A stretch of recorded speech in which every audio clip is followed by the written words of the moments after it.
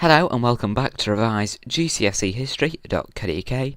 This is video 3 in the topic Law and Order in the West, and in this video today we're going to be looking at a specific conflict which was the Johnson County War, and this took place in 1892, and it was a specific range war, and the war was between the cattle barons. And when we say cattle barons, we mean large ranchers, large-scale ranchers who owned lots of cattle and had very big herds, because 1892 is obviously after the cowboy age.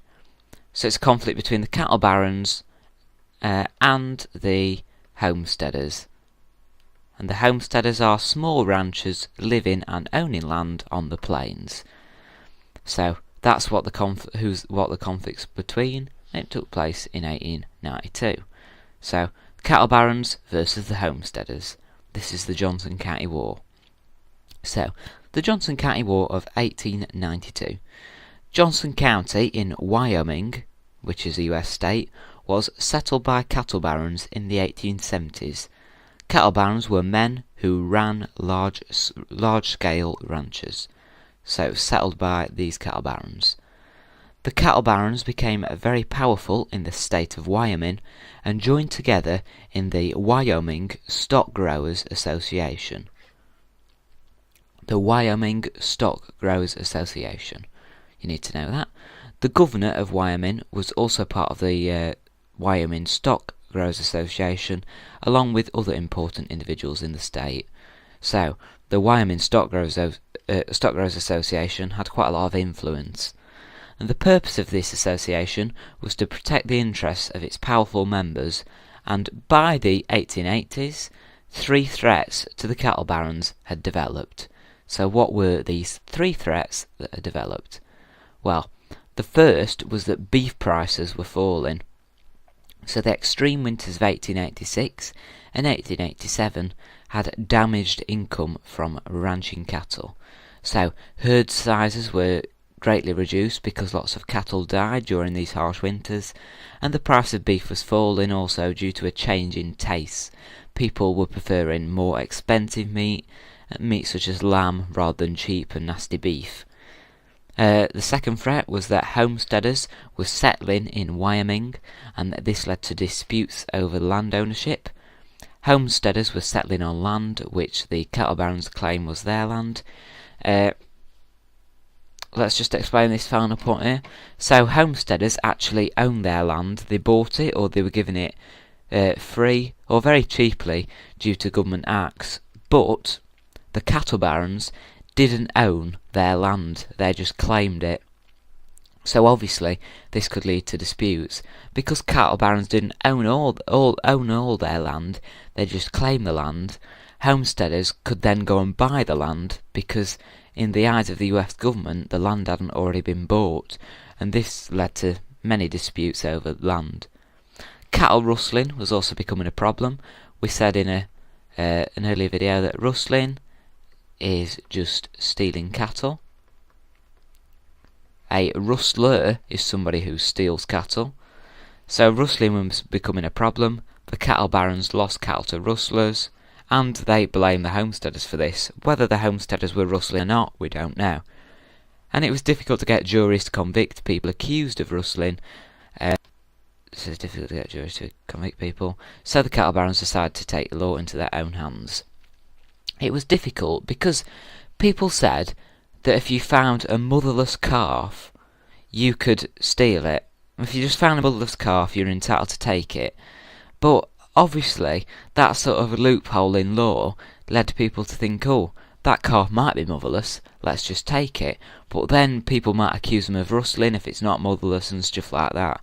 So basically, like, silly values and attitudes led people not being able to convict rustlers of rustling, and people falsely blaming people of rustling, and all sorts of things like that. So let's have a look at the first killings as a result of the cattle barons taking law into their own hands. So Jim Averill, who was the owner of a small store and saloon, and his partner, Ella Watson, they lived together, Jim Averill and Ella Watson was a prostitute, were living on land that one of the cattle barons claimed was their land. So, in 1889, Jim Averill and Ella Watson were lynched outside their cabin. Nobody was prosecuted for the lynching, but the cattle barons were widely known to be responsible. The cattle barons claimed that Jim Averill and Ella Watson were rustlers, and today we understand that Ella Watson, the prostitute, was said to accept cattle as payment for her services, and then she was accused of rustling. So she was sort of tricked into doing this. One of the cattle barons paid her in cattle for her services as a prostitute, and then the other cattle barons accused her of rustling and lynched her outside a cabin. And these two were living on land that one of the cattle barons claimed was their land. And they were lynched outside their cabin, as you can see from this picture here. Here's Jim Averill, here's Ella Watson. So they were the first two to be killed as a result of the cattle barons taking law into their own hands. So then, what happened next? In 1892, the cattle barons planned an invasion of Johnson County. So, the acting governor of Wyoming knew about it and even supplied the cattle barons with guns. So it had the support of local government. Support of local government. This just shows how important the cattle barons were in Wyoming in the 1880s and 1890s. A death list of names was drawn up and gunfighters were recruited. The gunfighters and cattlemen made up an invasion force of about 50 men. So the invaders were brought to Wyoming on a special train provided by the Union Pacific Railroad Company. That's shown again that this invasion has the support of many people if the railroad company are putting on a special train for it. And the plan was to capture the town of Buffalo, which was nearby, kill the sheriff, and then... So the town of Buffalo is in Johnson County, I think. I'm not actually too sure about that. But anyway, the plan was to capture the town of Buffalo, kill the sheriff of Buffalo, and then kill the rest of the men on the death list. Yeah, sorry, just remembered Buffalo is in Johnson County. So they planned to capture town, kill the sheriff, and then proceed with the death list. So, plans into action. What happened? So, the invaders began by cutting telegraph wires to Johnson County, to cut it off from the outside world. So that's the first thing they did, so that the people living in Johnson County couldn't alert the authorities. They cut off telegraph wires. Then the plan went wrong from there. They were then stopped by the heroic resistance of an individual called Nate Champion, and this here is Nate Champion, this picture. So the invaders were stopped by someone called Nate Champion. After the death of Nate's friend, Nate being short for Nathan by the way, Nick Ray, Nate Champion managed to hold off the invaders all day. So he held them off all day until they finally burnt him out of his cabin. So he was killed by the invaders, Nate Champion. So they were stopped by this individual called Nate Champion after his friend called Nick Ray was killed. So Nate was very heroic and held off the invaders all day until he was finally killed by them. But while Nate Champion was holding off the invaders were actually spotted by passing riders, and by the time that Nate Champion was dead, burned out of his cabin, the alarm had been raised in the town of Buffalo that the invaders were coming to invade the town, so the locals could get ready for the invasion. So what happened?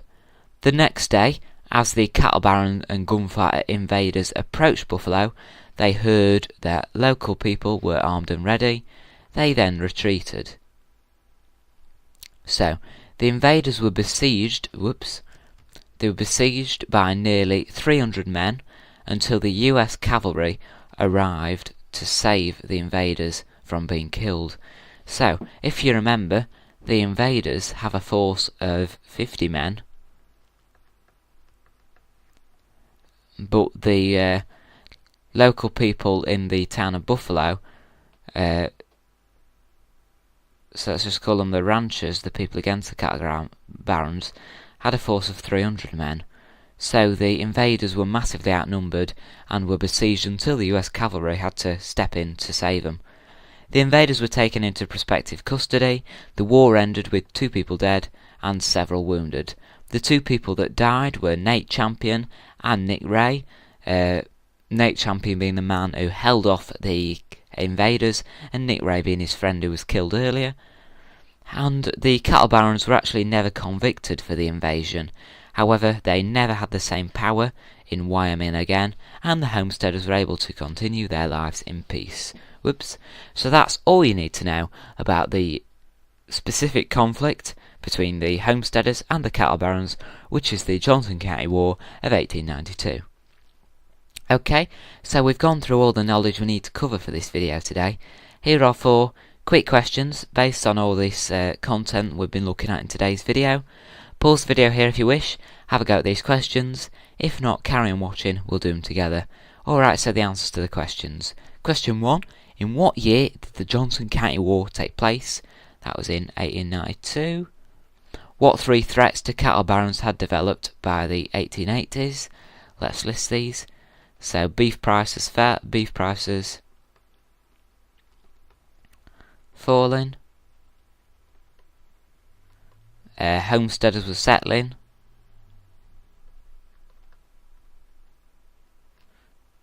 and they were settling on land that was claimed by that cattle barons claimed was theirs, and also they were losing cattle to rustlers. They are the 3 threats that developed. Question 3. Who were the first people to be killed by the cattle barons in 1889? So it's Jim Averill and Ella Watson, and those 2 were a couple. Watson was a prostitute, and Jim Averill was a store owner, and he also owned a saloon. Saloon owner. Okay. Question 4. Let's have a look. Who were the gunfighters and cattle barons stopped by? They were stopped by the heroic resistance of Nate Champion after they had killed his friend Nick Ray. Nate Champion. Alright, there are the answers to these questions. Thanks for watching this video today. Hopefully it's been useful to you. If you have found it useful, please visit the website revisegcsehistory.co.uk, where you can view more revision videos very similar to this one and access a comprehensive range of revision materials. Thanks for watching. See you guys soon.